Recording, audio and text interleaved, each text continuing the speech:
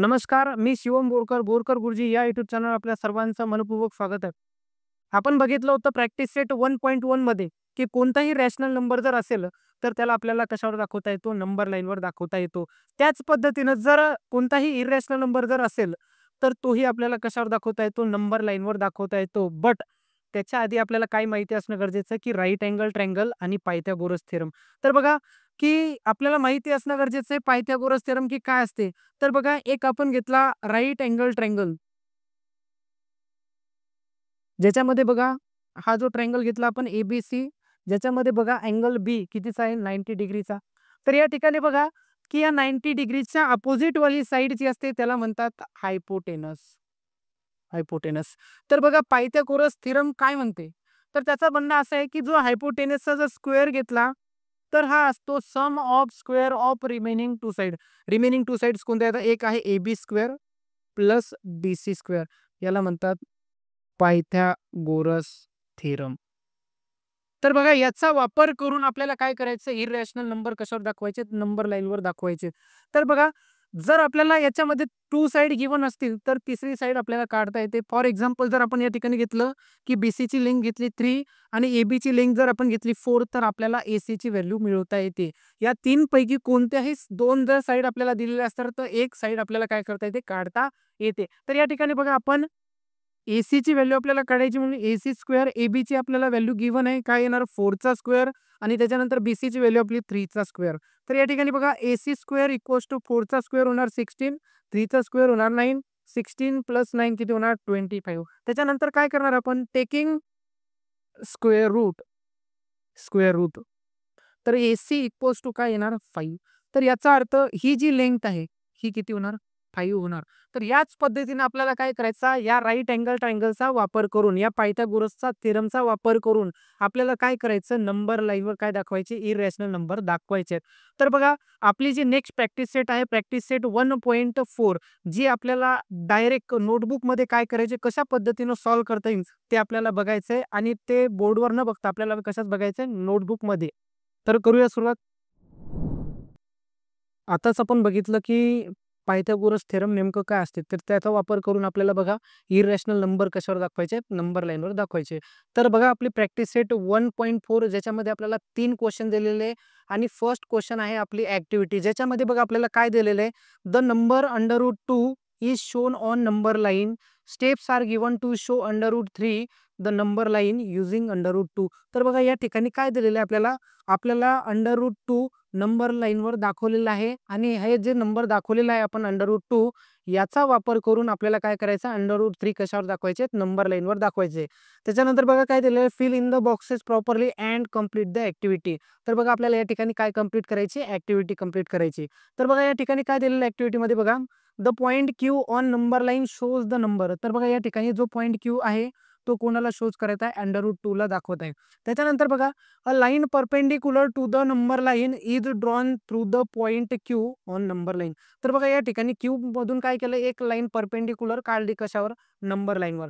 त्याच्यानंतर बघा, right angle triangle ORQ is obtain by drawing segment OR. त्याच्यानंतर बघा, सेगमेंट OR न काय केलं? त्या परपेंडिक्युलर लाईनला जॉईन केलं. तर या ठिकाणी बघा, एक राईट अँगल ट्रायंगल बनत आहे. कोणता? ORQ. तर बघा, हा जो अँगल आहे हा आहे 90 डिग्रीचा. तर या ठिकाणी बघा, आपल्याला गिव्हन काय आहे? आपल्याला गिव्हन आहे की ही जी लेंग्थ आहे OQ, ही लेंग्थ आहे √2 आणि ही जी लेंग्थ आहे QR, ही लेंग्थ आपल्याला दिलेली आहे 1. त्याच्यानंतर बघा, बाय पायथागोरस थेरम. तर आपण काय म्हणलो होतं पायथागोरस थेरममध्ये? की हे जो हायपोटेनस आहे, लेंग्थ ऑफ ORचा square equals to length of OQ square plus length of QR square. तर या ठिकाणी बघा, OQ स्क्वेअर, तर OQ ची आपल्याला व्हॅल्यू दिलेली आहे √2चा स्क्वेअर. त्याच्यानंतर बघा, लेंग्थ ऑफ QR या ठिकाणी बघा किती दिलेले? 1 युनिट दिलेले. या ठिकाणी येणार 1चा स्क्वेअर. त्याच्यानंतर √2चा स्क्वेअर म्हणजे किती येणार? 2. त्याच्यानंतर 1चा स्क्वेअर किती होणार? 1. 2 प्लस 1 या ठिकाणी होणार 3. त्याच्यानंतर बघा काय घेतलं? Taking square root. तर 3चा स्क्वेअर रूट काय येणार? √3. त्याच्यानंतर बघा काय केलं? की हे जे अंतर मिळालं आपल्याला OR, हे अंतर मिळालं √3. हे अंतर किती झालं? √3. तर बघा, या ठिकाणी आपल्याला काय करायचं? तर बघा, एक काय काढायची? Draw and arc with centre O and radius OR. तर आपल्याला काय काढायची? एक आर्क काढायची, ज्याच्यामध्ये आपल्याला सेंटर घ्यावं लागेल ओ आणि ही जी रेडियस घ्यायची ही अंतर घ्यायचं ओ आर पर्यंत. त्याच्यानंतर बघा एक आर्क काढायची जी नंबर लाईनला काय झाली पाहिजे इंटरसेक्ट झाली पाहिजे आणि त्याला नाव द्यायचं पॉइंट सी आणि हे जे डिस्टन्स झालं बघा ओ आर हे झालं √3 आणि ओ सी देखील हे अंडर रूट पण किती झालं √3. म्हणूनच या पद्धतीनं पायथागोरसचा वापर करून आपल्याला काय करता येते नंबर लाईनवर दाखवता येते. यानंतर बघूयात आपला नेक्स्ट क्वेश्चन. यानंतर बघा आपल्याला दाखवायचं आहे की √5 कशावर दाखवायचे आहेत आपल्याला नंबर लाईनवर. त्याच्यानंतर थर्ड क्वेश्चन देखील आपल्याला आहे की √7 आपल्याला कशावर दाखवायचं आहे नंबर लाईनवर. तर या ठिकाणी बघा काय करता येईल आपल्याला. तर आपल्याला काय केलं सुरुवातीला आपण एक नंबर लाईन ड्रॉ केली. तर या ठिकाणी बघा नंबर लाईन अशा पद्धतीनं ड्रॉ केली की आपल्याला कळण्यासाठी बघा या ठिकाणी जे स्केल मधलं 3 सेंटीमीटर अंतर आहे त्याला 1 युनिट काय केलं आपण कन्सिडर केलं. 3 सेंटीमीटर इक्वल्स टू काय कन्सिडर केलं 1 युनिट कन्सिडर केलं. तर या ठिकाणी बघा की जर या ठिकाणी आपल्याला पॉइंट क्यू घ्यायचा नंबर लाईनवर की mark point Q on number line such that ही जी लेंथ आहे ओ क्यू ची ही किती असली पाहिजेत 2 युनिट असली पाहिजे. किती असली पाहिजे 2 युनिट. त्याच्यानंतर बघा की आपल्याला काय करायचं एक पॉइंट काय घ्यायचा आर घ्यायचा जे आपल्याला काय करायचं ज्याच्यातून आपल्याला काय आर क्यू एक परपेंडिक्युलर लाईन काढायची कशावर नंबर लाईनवर. तर या ठिकाणी बघा आपण एक पॉइंट आर घेतला या ठिकाणी आणि याच्यावर एक काय करत आहे आपण परपेंडिक्युलर लाईन काढत आहे. बघा या ठिकाणी 1 आपल्याला काय करायचंय 1 युनिट अंतर घ्यायचं. तर या ठिकाणी बघा आपण स्केलमध्ये सुरुवातीपासून 3 सेंटीमीटर अंतर घेतलं म्हणून या ठिकाणी आपण आपलं जे 1 युनिट आहे ते काय होणार 3 सेंटीमीटर. म्हणून या ठिकाणी हे जो झाला आपला पॉइंट आर. तर या ठिकाणी काय केलं आपण एक परपेंडिक्युलर काढला पॉइंट क्यू मधून. तर बघा या ठिकाणी काय आता जॉईन करून घ्यायचं कोणाला ओव्हरला. तर बघा या ठिकाणी जो राईट अँगल ट्रायंगल बनल तो कोणता बनल ओ क्यू आर. तर बघा या ठिकाणी आपण काय करू शकतो या ठिकाणी आपल्याला ओ आर ची जर लिंक फाइंड करायची असेल तर या ठिकाणी बघा आपण बाय युझिंग पायथागोरस थेरम. तर या ठिकाणी जर आपण पायथागोरस थेरम लावला इन राईट अँगल ट्रायंगल. तर बघा या ठिकाणी जो आपला राईट अँगल आहे कोणता आहे ट्रायंगल ओ क्यू आर. तर याच्यामध्ये बघा हा आहे हायपोटेनस. या ठिकाणी आपण काय करणार की O R square equals to O Q square plus Q R square. तर या ठिकाणी बघा O R square equals to O Q ची लेंथ आपण किती घेतली होती 2 चा square plus O Q R ची लेंथ आपण किती घेतली होती 1. या ठिकाणी काय होणार 1 चा स्क्वेअर. तर या ठिकाणी बघा 2 चा स्क्वेअर किती होणार 4 आणि 1 चा स्क्वेअर किती होणार 1. 4 प्लस 1 किती होणार 5. म्हणजे या ठिकाणी आपल्याला ओ आर स्क्वेअर मिळाले 5. त्याच्यानंतर आपण घेणार टेकिंग स्क्वेअर रूट. जर आपण या ठिकाणी जर स्क्वेअर रूट घेतला तर या ठिकाणी आपल्याला ओ आर ची लेंथ किती मिळणार √5. तर या ठिकाणी बघा हे जे डिस्टन्स झालं आपलं हे झालं √5. म्हणून आपल्याला काय करायचं की सेंटर कन्सिडर करायचं ओ आणि रेडियस घ्यायची ओ आर एवढी आणि आपल्याला काय करायचं एक आर्क ड्रॉ करायची जी नंबर लाईनला काय झाली पाहिजे इंटरसेक्ट झाली पाहिजे. म्हणून बघा या ठिकाणी हे जे ओ आर हे जे अंतर झालं आपलं √5 म्हणून ही जी आपलं आर्क काढलेली आहे आणि नंबर लाईनला ज्या ठिकाणी इंटरसेक्ट होते हा जो डिस्टन्स आहे याला म्हणणार आपण √5. म्हणून या ठिकाणी आपण मार्क करणार हा जो पॉइंट आहे हा असणार आपला पॉइंट सी. तर बघा या ठिकाणी हे जे नंबर आहे हा जो पॉइंट आहे हा डिनोट करतो कोणत्या नंबरला √5 ला. तर या ठिकाणी आपण युझिंग पायथागोरसचा थेरम काय दाखवला √5 नंबर लाईनवर दाखवले. यानंतर आपला नेक्स्ट क्वेश्चन आहे आपल्याला काय करायचं √7 कशावर दाखवायचे नंबर लाईनवर दाखवायचे. बट जर आपल्याला √7 नंबर लाईनवर दाखवायचे असेल तर आपल्याला याच क्वेश्चनचा वापर करून काय करावं लागेल √7 दाखवता लागतील. तर बघा या ठिकाणी आपण सुरुवातीला ज्या पद्धतीने √5 दाखवले त्याच पद्धतीनं √7 काढताना पण आपल्याला दाखवावं लागेल. तर बघा या ठिकाणी हे जे डिस्टन्स झालं ओ सी तर हे डिस्टन्स झालं √5. त्याच्यानंतर बघा आपल्याला काय करायचं एक सी पासून परपेंडिक्युलर काढायचं ज्याचं डिस्टन्स किती असलं पाहिजे 1 युनिट. म्हणून या ठिकाणी आपण काय केलं एक परपेंडिक्युलर काढला सी मधून. त्याच्यानंतर बघा की हे जे तुमचा पॉइंट सी मधून परपेंडिक्युलर काढलं याला नाव द्या या ठिकाणी पी आणि आपल्याला काय करायचं जॉईंट करून घ्यायचं कोणाला ओपी ला.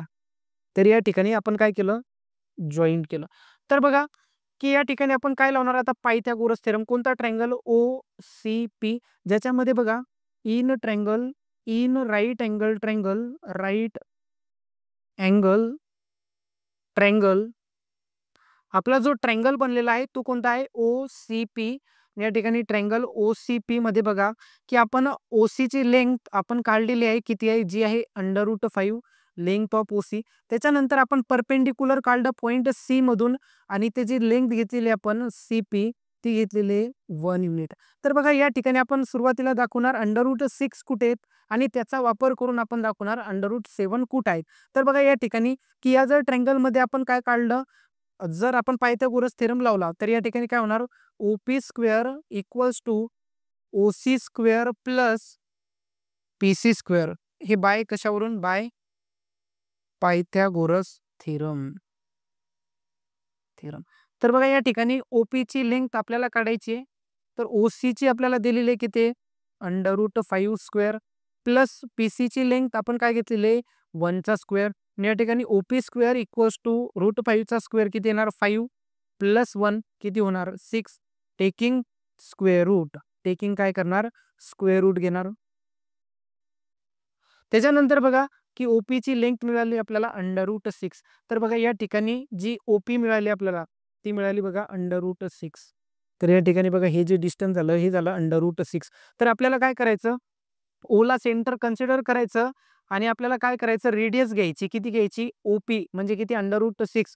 आणि आपल्याला काय करायची? आर्क ड्रॉ करायची, जी काय झाली पाहिजे? इंटरसेक्ट झाली पाहिजे कोणाला? नंबर लाईनला. म्हणून हा जो पॉइंट आहे आपला, ह्या नंबर लाईनला इंटरसेक्ट झालेली आर्क, याला नाव द्यायचं D आणि हे डिस्टन्स झालं आपलं √6. तर या ठिकाणी बघा हा जो पॉइंट आहे आपला D, हा डिनोट्स करतो कोणाला? √6 ला. त्याच्यानंतर बघा सिमिलरली आपल्याला काय करायचं? C मधून अजून एक परपेंडिक्युलर काढायचं. तर त्याला नाव देणार बघा आपण, या ठिकाणी आपण एक परपेंडिक्युलर काढलं, याला नाव देणार आपण S. तर या ठिकाणी बघा जॉईन करून घ्यायचं कोणाला? OS ला. OS ला काय केलं आपण? जॉईन करून घेतलं. सिमिलरली या ठिकाणी सुद्धा बघा राईट अँगल ट्रायंगल तयार झाला. म्हणून बघा या ठिकाणी इन राईट अँगल ट्रायंगल. तर बघा या ठिकाणी जो ट्रायंगल बनला आपला तो कोणता बनला? ODS. कोणता ट्रायंगल बनला? Triangle ODS. ज्यामध्ये आपण जी लेंथ घेतलेली आहे OD ची, लेंथ ऑफ OD घेतलेली आहे √6 आणि लेंथ ऑफ PD घेतलेली आहे 1 युनिट. तर बघा बाय युजिंग पायथागोरस थेरम जर आपण लावला तर या ठिकाणी बघा OS square, length of OS square equals to length of OD square plus length of DS square. आणि हे बाय कशावरून लिहिलं आपण? By Pythagoras theorem. नेक्स्ट बघा length of OS square equals to OD ची लेंथ आपण घेतलेली आहे √6 स्क्वेअर प्लस DS ची लेंथ घेतलेली आहे आपण 1 स्क्वेअर. √6 चा स्क्वेअर किती येणार? 6 प्लस 1 म्हणून या ठिकाणी येणार 7. म्हणून या ठिकाणी आपल्याला मिळालं length of OS square equals to किती? 7. त्याच्यानंतर बघा टेकिंग स्क्वेअर रूट. जर आपण स्क्वेअर रूट घेतला तर या ठिकाणी लेंथ ऑफ OS आपल्याला काय मिळणार? √7. त्याच्यानंतर बघा की हे जे अंतर झालं आपलं OS चं, तर हे अंतर झालं √7. तर या ठिकाणी काय करणार आपण? टेकिंग सेंटर ॲज O आणि रेडियस काय घेतली आपण? OS. आणि त्याच्यानंतर काय केलं? एक आर्क काढली जी नंबर लाईनला काय करते? आपली इंटरसेक्ट करते ॲट पॉइंट, ज्याला नाव देणार आपण E. म्हणून E पॉइंट आपला डिनोट्स करते √7. म्हणून या ठिकाणी बघा आपण काय केलं की आपण केलं take centre as O and radius as length of OS. त्याच्यानंतर काय केलं? Draw an arc which intersect number line and that point E shows √7. तर बघा या ठिकाणी आपण काय केलं की सुरुवातीला दाखवले √5, त्याचा वापर करून आपण दाखवले √6 आणि त्याचा वापर करून दाखवले आपण √7. तर या पद्धतीने आपल्याला काय करता येईल? इररॅशनल नंबर लाईनवर दाखवता येतील. त्याच्यामध्ये आपल्याला काय माहित असणं गरजेचं आहे? Pythagoras theorem. तर या लेक्चरला आपण याच ठिकाणीच थांबूया. जर व्हिडिओ आवडला असेल तर नक्कीच सबस्क्राईब करा आणि लाईक करा. धन्यवाद.